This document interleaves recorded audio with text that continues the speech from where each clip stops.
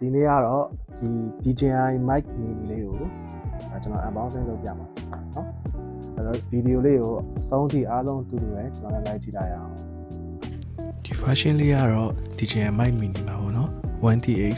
1RX ဆိုပြီးရှိရတဲ့မှာ 1DX က 1RX တခါတည်းပါပြီးသား satellite ပစ္စည်းလေးဖြစ်ပါတယ်เนาะရှင်ဆုံးတရားလေးကိုကျွန်တော် unboxing ဖွင့်လိုက်ပြီဆိုရင်ပထမဆုံးသူ့ရဲ့ Bosch အိတ်လေးကိုရင်တွေ့ပေါ့နော်အိတ်လေးကိုမကြည့်ခင်မှာသူ့မှာပါတဲ့ catalog လေးတစ်ခုပါမယ်အိတ်လေးကိုဖွင့်လိုက်တဲ့အချိန်မှာတော့ရင်ဆုံးသူ့ရဲ့ windscreen လေးထွက်လာပါမယ်ဒီ version မှာတော့ windscreen တစ်ခုပါတယ်ပေါ့နော်အမဲလေးတစ်ခုပါမယ်ညိုလေးတစ်ခုပါမယ်ပေါ့နော်အခုပုံလေးကတော့ receiver လေးဖြစ်ပါတယ် DJI ရဲ့ mic mini ရဲ့ receiver ဖြစ်ပါတယ်ဒီ receiver လေးကဖုန်းနဲ့လည်း join ဖို့အောက်မှာ USB-C type ဒီ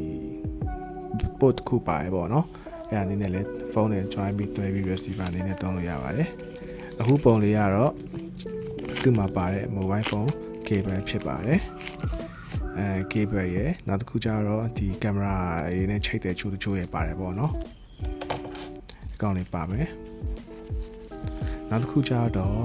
ဒီကောင်လေးကျတော့ဟိုလေး charging dock လေးဟုတ်တယ်transmitter အားသွင်းတဲ့ charging dock လေးပါတယ်အဲ့ကောင်လေးကအရင် 1DX တက်ဝယ်မယ်ဆိုရင်လည်းပါတယ်ဒီအခုတစ်ခါရေးတွေ့ရဆိုလည်းပါတယ်ပေါ့နော်အခုဟာလေးကြတော့ဒီအောက်ကကျွန်တော်တို့ receiver နဲ့ချိတ်တဲ့ receiver အောက်မှာတက်တဲ့ဒီဟာ USB-C ရလေးတစ်ခုပေါ့နော်အဲ့ဒါလေးပါမယ်နောက်ဆုံးတစ်ခုကတော့ဘာဖြစ်မလဲဆိုရင် transmitter လေးတစ်ခုပဲကျန်တော့တယ်ဟုတ်တယ် DJI mic mini ရဲ့ transmitter တစ်ခုပဲကျန်တော့တယ်ဒီကောင်လေးကတော့အသက်ပေါ့နော်သူ့ရဲ့နောက်မှာလည်းဒီ magnetic နဲ့ချိတ်တဲ့ဟာလေးတစ်ခုတက်ပါတယ်အဲ့ကောင်လေးကလည်းအများကြီးအဆင်ပြေတယ်ဒီကိုအင်ဂျီမှာကတ်ထားလို့လည်းရတယ်လို့ဒီလက်ကလည်းကင်ပြီးပြောမယ်ဆိုလည်းရတယ်ပေါ့နော်ဒါလေးကတော့ဒီ DJI ထုတ်တဲ့ DJI mic mini